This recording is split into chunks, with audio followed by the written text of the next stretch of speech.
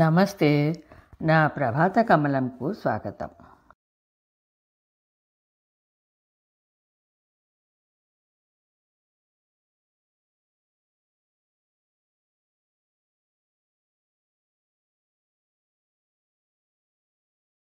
నా ప్రభాత కమలంకు స్వాగతం. ఈనాటి మన Sunday special guest doctor bush Kavuru గారు. బుష్ కావూరు గారు కావూరు అన్నపూర్ణ, కావూరు శ్రీనివాసరావు గారుల మూడవ కుమారుడు. వీరు వారి ప్రాథమిక విద్యాభ్యాసం విశాఖపట్నం జిల్లా సీలేరు జెడ్పీహెచ్ స్కూల్లో పూర్తి చేసి విశాఖపట్నంలో ఏవిఎన్ కాలేజీలో ఇంటర్మీడియట్, తర్వాత 5 సంవత్సరాల ఎంబీబీఎస్ ఆంధ్ర మెడికల్ కాలేజీలో పూర్తి చేశారు. ఆ తర్వాత all India institute of medical sciences న్యూఢిల్లీలో సైకియాట్రీలో ఎండి పట్టా పొందారు.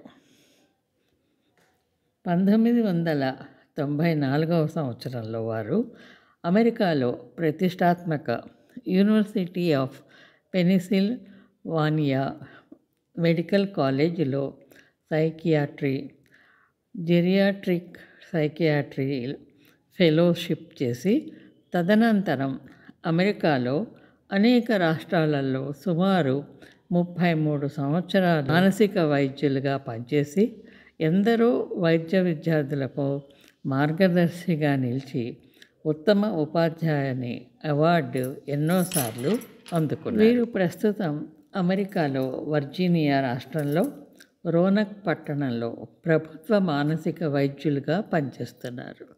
వృద్ధుల మానసిక అనారోగ్య సమస్యల గురించి ప్రత్యేక విద్యను అభ్యసించి అమెరికాలోని వృద్ధుల మానసిక ఆరోగ్యంపై కృషి చేస్తున్నారు. ప్రపంచవ్యాప్తంగా మానసిక అశాంతితో ఆత్మహత్యలు చేసుకునే వారి సంఖ్య ప్రతిరోజు పెరిగిపోతూ ఉండటంతో ఆత్మహత్య చేసుకుందామని అనుకునే వ్యక్తులను ఏ విధంగా గుర్తించాలి, వారిని ఏ విధంగా ఆ ఆలోచన నుంచి తప్పించాలి, బయటకు తీసుకురావాలి అనే విషయం మీద డాక్టర్ బుష్ కావూరు గారు ప్రస్తుత వైద్య విజ్ఞాన పరిధిలో ఆత్మహత్యల నివారణ మీద ఒక ప్రత్యేకమైన కార్యాచరణను రూపొందించారు. ఈరోజు వారు మన ప్రభాత కమలం ఛానల్కి వచ్చి మానసిక సమస్యలు, ఆత్మహత్యలు అనే అంశం మీద వారి అమూల్యమైన అభిప్రాయాలను తెలియజేయటానికి అంగీకరించారు. ఈ ప్రోగ్రాం మనము 2 పార్టులుగా ఈ ఆదివారం ఒకటి, వచ్చే ఆదివారం ఇంకొకటిగా ప్రసారం చేయబోతున్నాము. బుష్ కావూరు గారికి మన ప్రభాత కమలంకు సాదర స్వాగతం. నమస్కారం అండి బుష్ కావూరు గారు. మా ప్రభాత కమలంకు స్వాగతం. ముందుగా ఒక చిన్న ప్రశ్న, మీ పూర్తి పేరు తెలుసుకోవచ్చా? బుష్ కావూరు గారు అంటే ఏమిటి అని. నేను పుట్టినప్పుడు పెట్టిన పేరు మా తాతగారి పేరండి శ్రీరామూర్తి. చిన్నప్పుడు నా ముద్దు పేరు బుష్. సో మా నాన్నగారు ఆ పేరు బాగుందని చెప్పి స్కూల్లో నన్ను జాయిన్ చేస్తున్నప్పుడు బుష్ అని జాయిన్ చేశారు. థ్యాంక్స్ అండి. ఇంకా మన ఇంటర్వ్యూలోకి వెళ్దామా? మొదటి ప్రశ్న, మానసిక సమస్య లేదా ఒత్తిడికి సరైన నిర్వచనం ఏమిటంటారు? మనిషి మనస్సు ఉన్నప్పటి నుంచి ఈ మానసిక సమస్యలు ఉన్నాయండి. మన పురాణ ఇతిహాసాల్లో కూడా చెప్తారు. నిజంగా చెప్పాలి అంటే భగవద్గీతలో ఉన్నటువంటి మొట్టమొదటి చాప్టర్ పేరు అర్జున విషాద యోగం. అర్జునుడు యుద్ధం చేయడానికి ముందు శ్రీకృష్ణుడితో చెప్తాడు, నా చేతులు వణుకుతున్నాయి, గాంధీవం కింద పడిపోతున్నది, నా మనస్సు అంత అయోమయంగా ఉంది, ఆలోచించలేకపోతున్నాను, నా చర్మం తప్పించిపోతున్నది. సో ఈ విధంగా చాలా ఫిజికల్ సిమ్టమ్స్ డిస్క్రైబ్ చేస్తారు. నిజంగా చెప్పాలంటే ఆ టైంలో అర్జునుడికి సివియరైనటువంటి యాంగ్జైటీకి గురయ్యాడు. సో చాలా సందర్భాల్లో తక్కిన చోట్ల కూడా మనకి ఈ యొక్క మనోవ్యధ అవ్వండి, లేదు అంటే దుఃఖము, శోకము అన్నటువంటి పదాల ద్వారా చాలా మటుకు మనకి ఈ యొక్క మానసిక సమస్యలు అప్పటి నుంచి ఉన్నాయి అని మనకి చాలా రూఢి అవుతూ ఉంటుంది. పాతకాలంలో మన ఆంధ్రదేశంలో కానీ భారతదేశంలో కానీ ఈ మానసిక సమస్యల గురించి, వ్యాధుల గురించి ఇన్ఫర్మేషన్ కొంచెం తక్కువేనండి. వాటిని మనం మనోవ్యాధి లేదా మనోరుగ్మత అంటుండేవాళ్ళం, లేదు అంటే అప్పుడప్పుడు ఉన్మాద స్థితి అంటుండేవారు, లేదు అంటే ఆయుర్వేదం ప్రకారం ఏదో ఒక దోషం ఉంది అని చెప్తూ చేస్తుండేవారు. కానీ దగ్గర గత 100 సంవత్సరాలు బట్టి మనం వెస్ట్రన్ మెడిసిన్ ఫాలో అవడం వల్ల, బ్రిటిష్ వాళ్ళు మనం పరిపాలించడం వల్ల, బ్రిటన్ వాడు వాడినటువంటి, యూరోపియన్స్ వాడినటువంటి ఈ మెంటల్ హెల్త్ తాలూకు క్లాసిఫికేషన్స్ మనం కూడా ఫాలో అయ్యేవాళ్ళం. అదే పేర్లతో కూడా గత 40-50 ఏళ్ళుగా డిప్రెషన్ అని, యాంగ్జైటీ అని, స్కిజోఫ్రీనియా అని చేస్తూ ఉంటాం ఆ డయాగ్నోసిస్లు. సో మోడర్న్ మెడిసిన్లో వచ్చేసరికల్లా పేర్లు ఈ మానసిక వ్యాధులకి డిప్రెషన్ అని, యాంగ్జైటీ అని, అలాగే స్కిజోఫ్రీనియా అని రకరకాలైనటువంటి సిమ్టమ్స్తో వచ్చేటువంటి ఈ వ్యాధుల్ని మనం ప్రస్తుతానికి డయాగ్నోస్ చేస్తున్నాము. ఇక ఈనాటి కాలంలో అంటే ఇప్పట్లో మానసిక సమస్యలు ఎక్కువయ్యాయంటారా? పాతకాలం కంటే ఇప్పుడు ఎక్కువయ్యాయంటారా? దానికి కారణం ఏంటంటారు? ఎందుకైనాయని అనుకుంటున్నారు? మీ అబ్జర్వేషన్, మీ దగ్గరకు వచ్చే పేషెంట్ల ద్వారా ఈ కాలంలో మానసిక సమస్యలు ఎక్కువయ్యాయని మీరు ఎందుకు అనుకుంటున్నారు? అసలు మీరు అలా భావిస్తున్నారా? పాతకాలం నాటికి ఇప్పటికీ మనం కనుక కంపేర్ చేసుకుంటే ప్రస్తుత కాలం అవగాహన ఎక్కువైందండి మానసిక ఆరోగ్యం మీద, ఈ మానసిక రుగ్మతల మీద. సో దానివల్ల చాలా మంది డాక్టర్స్ దగ్గరికి వెళ్ళి కన్సల్టేషన్ తీసుకుంటున్నారు. ఎప్పుడైతే అవగాహన ఎక్కువైందో ఈ డిటెక్షన్ అది పెరుగుతుంది కాబట్టి మనకి నెంబర్ ఆఫ్ కేసెస్ ఎక్కువగా కనబడుతూ ఉంటాయి. ఇంకోటి ఏంటంటే మన యొక్క ఆధునిక జీవనంలోని ఉండేటువంటి మార్పుల వలన కూడా కొత్త రకమైనటువంటి సమస్యలు వస్తున్నాయి. మనుషుల మీద ఈ స్ట్రెస్ అన్నది ఎక్కువ అవుతున్నది. సో దానివల్ల కూడా ఎక్కువగా యాంగ్జైటీ, డిప్రెషన్ లాంటివి కనబడుతున్నాయి. ఒక రకంగా చెప్పాలి అంటే జనాభా పెరగడం వల్ల, దాంతో స్ట్రెస్ పెరగడం వల్ల, అండ్ ఈ యొక్క మెంటల్ హెల్త్, మానసిక ఆరోగ్యం మీద అవగాహన పెరగడం వల్ల కూడా ఒక రకంగా దీనికి ఎక్కువగా గుర్తింపు వస్తున్నది. ట్రీట్మెంట్ చేసుకోవాలి అన్నటువంటి ఒక ఇంట్రెస్ట్ కూడా ప్రజల్లో పెరుగుతున్నది. మరి పాతకాలంలో కూడా మానసిక సమస్యలు ఉండేవంటే వాటిని వ్యాధిగా గుర్తించేవారా? అసలు ఎలా గుర్తుపట్టేవారు? దాని గురించి మన దేశంలో ఎటువంటి చికిత్సా విధానాలు, వైద్య విధానాలు ఎలాంటివి పాటించేవారంటారు? నాకు తెలిసినంత వరకైతే, అంటే నేను విన్న దాని ప్రకారం అయితే పల్లెటూళ్ళల్లో ఇలాంటి మానసిక వైద్యాలని ఏ దయ్యాలో, భూతాలో ఆవహించాయని చెప్పి మంత్రాలు పెట్టించటము, మంత్రాల మారయ్యతోటి నానా బీభత్సంగా చికిత్సలు చేయించటము అలా విన్నా నేను మా అమ్మగారి ఊళ్ళో ఆ టైంలో. మరి ఇవి కాకుండా ఇంకా ఎలాగైనా గుర్తించేవారా? వాటికి ఏదైనా సరైన ట్రీట్మెంట్ ఇచ్చేవారంటారా? పల్లెటూళ్ళలో పూర్వం మీరు చెప్పినట్టుగానే అప్పుడప్పుడు అది ఒక దయ్యం పట్టిందని చెప్పి ఈ మంత్రాలు తంత్రాలు చేయడం అనేది జరుగుతూ ఉండేది. అది కల్చరల్గా కొన్ని నమ్మకాలు ఉంటాయి, వాటి వల్ల ఆ విధంగా అనుకుంటారు ప్రజలు. కానీ ఈ మధ్య గత 30-40 ఏళ్ల బట్టి చూస్తే మన భారతదేశంలోనూ ఆంధ్రప్రదేశ్లోనూ మన ఈ తెలంగాణ రాష్ట్రాల్లో కూడా ఈ మోడర్న్ సైకియాట్రిక్ మెడికేషన్స్ అండ్ డయాగ్నోసిస్లు ఫాలో అవుతున్నాం. చాలా తక్కువగా మీరు ఇప్పుడు చూస్తారు ఈ మంత్రాలు తంత్రాలు అన్నవి, కానీ అవి మాత్రం ఇంకా కల్చర్లో ఉన్నాయండి. ఎవరినైనా మనము నీకు సైకలాజికల్గా ప్రాబ్లం ఉంది, నువ్వు సైకియాట్రిస్ట్ దగ్గరికి వెళ్ళు అని మనం ఏదైనా సలహా ఇచ్చామనుకోండి, వాళ్ళు అసలు ఒప్పుకోరు కదా. మరి ఎందుకని వాళ్ళకున్న మానసిక సమస్యల గురించి ఏ వర్గం వారైనా ఎందుకు చెప్పటానికి వెనకాడుతుంటారంటారు? దానికి ఏదైనా ప్రత్యేకమైన కారణం ఉందంటారా? చాలా మంచి ప్రశ్న వేశారండి.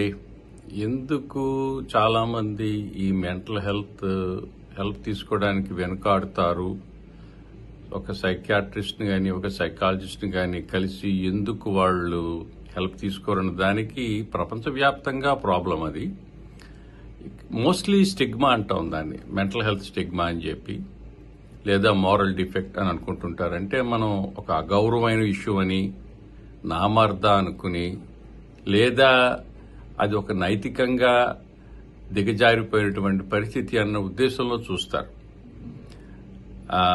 అదే ఒక గుండె నొప్పో లేకపోతే కాలు విరిగిందో అంటే వెంటనే డాక్టర్ దగ్గర పరిగెడతారు, నలుగురికి చూపించుకుంటారు, చెప్పుకుంటారు కూడా. సో యాక్చువల్గా మనిషి మనస్సును కూడా ఒక అవయవంలో చూస్తే మీరు మనిషికి హార్ట్ అటాక్ ఎలాగో మానసికంగా దెబ్బతిన్న వాళ్ళు కూడా అంత బాధపడుతూ ఉంటారు. సో ఈ స్టిగ్మా అన్నది ఉండడం వలన చాలామంది ఏమాత్రం పరువు పోతుందని కానీ, ఉద్యోగాలు రావని కానీ, పెళ్లిళ్ళు అవ్వని కానీ, నలుగురు ఏమనుకుంటారు, కీర్తి ప్రతిష్టలు ఏమవుతాయని చెప్పి రకరకాలుగా ఆలోచించి ఈ యొక్క డిప్రెషన్ అనండి, యాంగ్జైటీ అవ్వండి, స్కిజోఫ్రీనియా అవ్వండి, ఇటువంటి మానసిక రోగాలు వచ్చినప్పుడు ఎవరికి చెప్పుకోకుండా ఇళ్లలోనే ఉంచుకుని బాధపడుతున్నారు. యాక్చువల్గా ఈ విషయంలో చాలామంది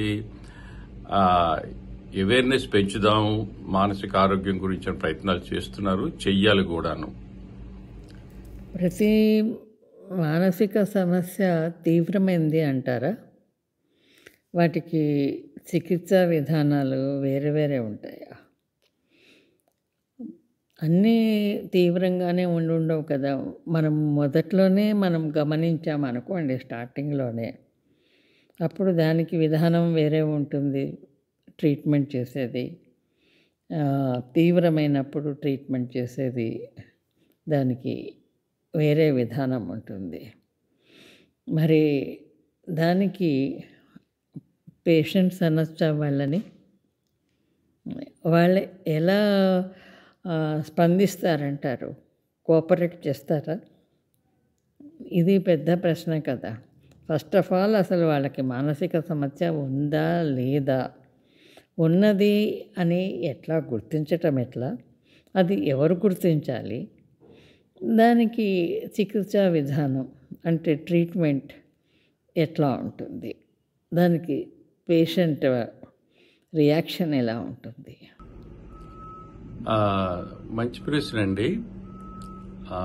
ఒకసారి రీక్యాప్ చేసుకోవాలి అనుకుంటే, ఎవరికన్నా సరే యాంగ్జైటీ కానీ, డిప్రెషన్ కానీ, ఇటువంటి సమస్యలు వచ్చినప్పుడు అది వాళ్ళ ఫంక్షన్ని ఎఫెక్ట్ చేస్తే దాన్ని మనం ఒక మానసిక సమస్య కింద గుర్తించడం జరుగుతుంది.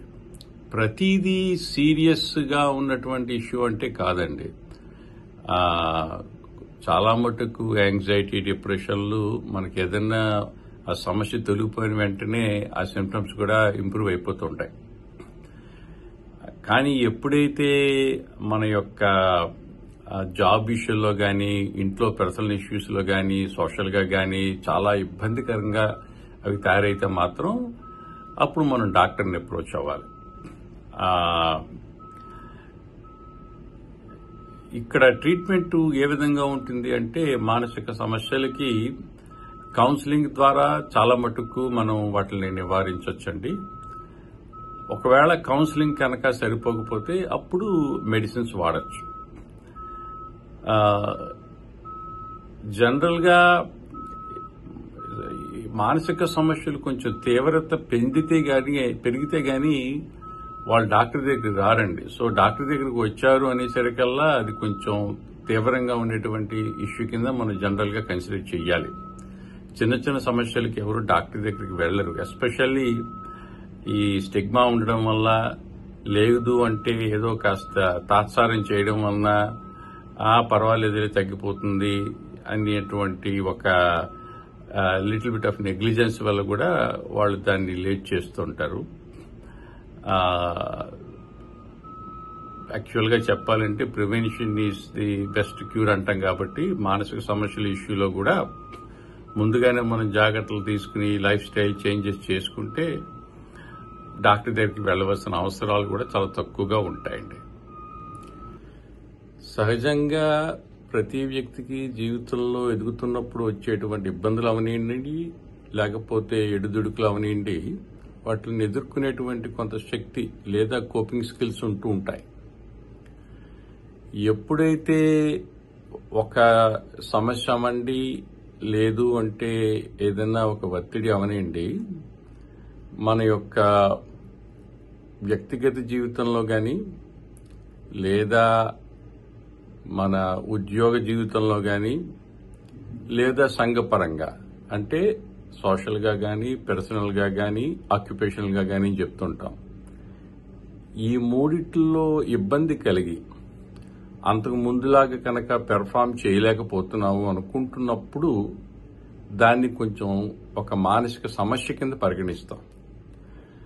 అంతేగాని వచ్చేటువంటి చిన్న చిన్న యాంగ్జైటీస్ కానీ ఏదన్నా విచారకరమైన విషయం జరిగినప్పుడు వచ్చేటువంటి సాడ్నెస్ని కానీ దాన్ని మనం ఒక మానసిక సమస్య కింద పరిగణించకూడదు. ఇంకా సింపుల్గా చెప్పాలంటే కొన్ని సమస్యలు వచ్చిన తర్వాత మనకి ఇది తట్టుకోలేకపోతున్నాం అనే భావన కలుగుతుంది. ఎప్పుడైతే మీకు ఒక సమస్యని తట్టుకోలేకపోతున్నాం అనే భావన కలిగిందో అది ఒక సమస్య కింద మారుతున్నట్టు మనం గుర్తించవచ్చు. సైకాలజిస్ట్కి కౌన్సిలర్కి తేడా ఏంటి? జనరల్గా సైకాలజిస్ట్ అన్న వాళ్ళు ఏంటంటే వాళ్ళు సైకాలజీ డిగ్రీ చదువుతారు, మనస్తత్వ శాస్త్రవేత్త వాళ్ళు. చాలామంది కౌన్సిలర్స్ కూడా ఉన్నారు, వాళ్ళు కూడా సైకాలజీ చదువుతారు. సైకియాట్రిస్ట్ అంటే వాళ్ళు ఎంబీబీఎస్ చేసిన తర్వాత మానసిక రోగాల మీద, మెంటల్ ఇల్నెస్ మీద స్పెషాలిటీ చేస్తారండి పోస్ట్ గ్రాడ్యుయేషన్. అదొక 3 సంవత్సరాలు నుండి 4 సంవత్సరాల వరకు ఉంటుంది. దాని తర్వాత ఇంకా కొంతమంది సూపర్ స్పెషాలిటీస్ కూడా చేస్తారు. అందులో జెరియాట్రిక్ సైకియాట్రీ అని, చైల్డ్ సైకియాట్రీ అని, ఎడిక్షన్ సైకియాట్రీ అని రకరకాలుగా ఉన్నాయి. సైకియాట్రిస్ట్ అంటే వాళ్ళు మెడికల్ డాక్టర్స్ కాబట్టి వాళ్ళు కౌన్సిలింగ్తో పాటు మీకు మెడిసిన్స్ కూడా ప్రిస్క్రైబ్ చేయగలుగుతారు. సైకాలజిస్ట్ కౌన్సిలర్స్ ఏంటంటే వాళ్ళు మెడిసిన్స్ ప్రిస్క్రైబ్ చెయ్యరు, కానీ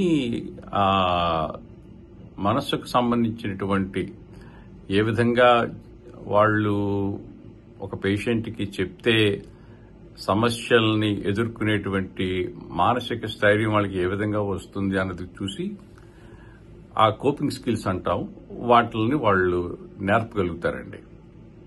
అది సైకాలజిస్ట్ ఆర్ కౌన్సిలర్స్ చేసేది. సైకియాట్రిస్ట్ అంటే మాత్రం వాళ్ళు కౌన్సిలింగ్తో పాటు మెడిసిన్స్ కూడా ప్రిస్క్రైబ్ చేసేది అన్నమాట. ఈ ఇద్దరిలో దేనికి మనం ఎవరిని సంప్రదించాలి? ఎట్లా తెలుస్తుంది మనకి ఏది ఎట్లాగో?